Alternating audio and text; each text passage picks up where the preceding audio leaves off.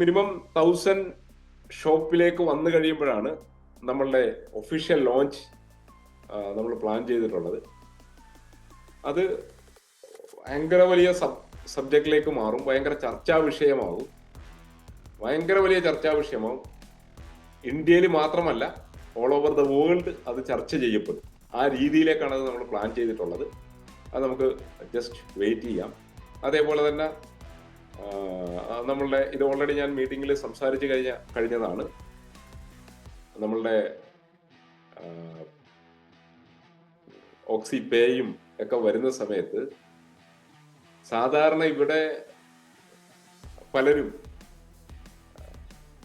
Trust വാലറ്റിലൊക്കെ ഇട്ടിട്ടുള്ള പലതും ഒക്കെ പറയുന്നു. അതുകൊണ്ടൊരു ചായ കുടിക്കാൻ പോലും നിവൃത്തിയില്ല. ഇവിടെ നിന്ന് കയറി ഇപ്പൊ നമ്മുടെ കയ്യിലിരിക്കുന്ന കോയിനോ കാര്യങ്ങളോ വെച്ചിട്ട് ഇവിടെ നിന്ന് ഒരു ചായ പോലും കഴിക്കാൻ പറ്റില്ല. അവിടെ നമുക്ക് നമ്മളെ ടൈപ്പ് ചെയ്തുള്ള 10,000-കണക്കിന് ഷോപ്പുകളിൽ അത് ട്രാൻസാക്ഷൻസിലേക്ക് വരാം.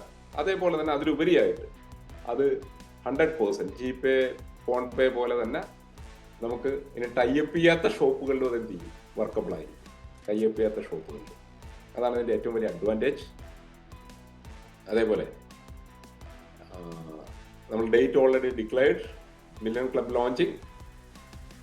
അപ്പൊ അതിനുള്ള കാര്യങ്ങളിലേക്ക് നിങ്ങൾ പ്രിപ്പയർഡ് ആവുക. പെയറിന് 20,000 രൂപയിലേക്കാണ് മാറുന്നത്. 200 രൂപയിൽ നിന്ന് 2,000-ലേക്കും 2,000-ൽ നിന്ന് 20,000-ലേക്കും മാറിക്കൊണ്ടിരിക്കുന്നു. ഭയങ്കര ഫാസ്റ്റ് ആയിട്ട് കാര്യങ്ങൾ പോയിക്കൊണ്ടിരിക്കുന്നു. അവിടെ അത് അടിച്ചു കയറുന്ന എപ്പോഴാന്ന് വെച്ച് കഴിഞ്ഞാൽ ഓക്സി സിറ്റിയുടെ ലോഞ്ചിങ്ങോട് കൂടിയാണ്. ഓക്സി സിറ്റിയുടെ അനൗൺസ്മെന്റോട് കൂടിയാണ്. അവിടെ നമുക്ക് ആ സമയത്ത് 1 lakh റുപ്പിയെന്ന് നിങ്ങളുടെ വാലറ്റിൽ കട്ടിങ്ങിലേക്ക് വരണ്ട. ഐ അഷ്വർ യു, നിങ്ങളുടെ സിബിൽ ഒരു 60% എങ്കിലും ഉണ്ടെങ്കിൽ, ശരിക്ക് 80 ഒക്കെ ആണ് എല്ലാവരും പ്രിഫർ ചെയ്യണത്, ബട്ട് 60-65 ഉണ്ടെങ്കിൽ ഐ അഷ്വർ യു വെറും 50,000 റുപ്പീസ് മാത്രമേ വന്നിട്ടുള്ളെങ്കിൽ ബാക്കി ബാങ്കുകാർ നിങ്ങൾക്ക് തന്നോളൂ, നിങ്ങളുടെ പേരിൽ സ്ഥലമുണ്ടാവും. നിങ്ങളിനി നിങ്ങൾക്ക് വേണ്ടിയിട്ടൊരു അവധിക്കാലം ആഘോഷിക്കാനോ അല്ലെങ്കിൽ താമസിക്കാനോ വേണ്ടിയിട്ട് നിങ്ങളുടെ ഒരു പെർമനന്റ് റെസിഡൻസിക്ക് വേണ്ടിയിട്ട് ഇപ്പൊ ഇല്ലാത്തവര് ഇനി അതിനു വേണ്ടി കാശ് ഉണ്ടാക്കണ്ടെന്ന് എൻ്റെ അർത്ഥം. ഒരു വലിയ സിറ്റിയിൽ തന്നെ അതിനോട് അഡ്ജസ്റ്റ്മെന്റ് ചെയ്ത് എന്നാൽ നല്ല ഓക്സിജനും ഒക്കെ കിട്ടത്തക്ക രീതിയിലുള്ള ഒരു പ്രകൃതി രമണീയമായുള്ള ഒരു അറ്റ്മോസ്ഫിയറിൽ തന്നെ നിങ്ങളുടെ ഒരു സ്വന്തം ഭവനം ഉണ്ടാവും, ഒരു വീടുണ്ടാവും. തർക്കമില്ലാത്ത കാര്യമാണ്. ഡേറ്റ് വരെയും കമ്പനി ഡിക്ലെയർ ചെയ്തിട്ടുണ്ട്.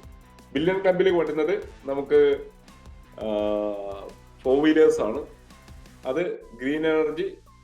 അതേപോലെ തന്നെ ആ സമയത്ത് നമുക്ക് by the grace of God ടെസ്ലയുടെ ഒക്കെ മിനിയേച്ചർ ഒക്കെ വരുവാണെങ്കിൽ അവരുമായിട്ടൊക്കെ, കാരണം ഇപ്പോ 1 crore ഒക്കെ മുകളിലേക്ക് നിൽക്കുന്ന സബ്ജക്റ്റുകളാണ് നിൽക്കുന്നത്. ബട്ട് അങ്ങനെയുള്ള ടൈപ്പ് വേർഷനിലൂടെയൊക്കെ നമുക്ക് കാര്യങ്ങൾ കൊണ്ടുവരാം. അങ്ങനെ വരുമ്പോൾ എന്താണെന്നറിയോ, നമുക്ക് ഇത്രയും പൈസ ഒന്നും ഫുൾ വാലറ്റിലേക്ക് കയറണമെന്നില്ല. ഒരു ചെറിയ പൈസ കയറി കഴിഞ്ഞാൽ ബാക്കി ബാങ്കുകാർ നമ്മളെ, കാരണം അവര് ഹൈപ്പോത്തിക്കേറ്റ് ചെയ്യുന്നത് വണ്ടിക്ക് വേണ്ടിയിട്ടാണ്. അപ്പൊ ആ രീതിയിലേക്ക് അത് ഓട്ടോമാറ്റിക്കലി മാറും. അതേപോലെ തന്നെ 2027 നിങ്ങൾ ആത്മാർത്ഥമായിട്ട് ഇപ്പൊ ഇതുവരെ വീടൊന്നുമില്ലെങ്കിൽ അടിപൊളി ഗംഭീരമായിട്ടുള്ള ഒരു 1.5 കോടിയൊക്കെ വില മതിക്കുന്ന മിനിമം 2 crores ഒക്കെ ആവറേജ് വരുന്ന ഒരു വില്ല നിങ്ങൾക്ക് സ്വന്തമായിട്ടുണ്ട്.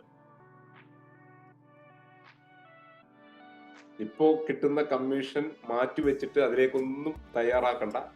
നിങ്ങളിൽ നിന്ന് കമ്പനി തേർഡ് പെയർ ഡിഡക്ട് ചെയ്യലേ, ആ സാധനമാണ് സുഹൃത്തുക്കളെ ഇതിലേക്ക് തരുന്നത്. ഒരു സമ്പാദ്യം ഓക്സി ഇപ്പോഴേ തന്നെ കൊണ്ടുപോകുന്നുണ്ട്. കിട്ടുന്നത് മുഴുവൻ അടിച്ചു പൊളിച്ച് കളയേണ്ട കാര്യമില്ല. ഓട്ടോമാറ്റിക്കലി അതിലേക്ക് വന്നുകൊണ്ടിരിക്കുകയാണ്. ഇനി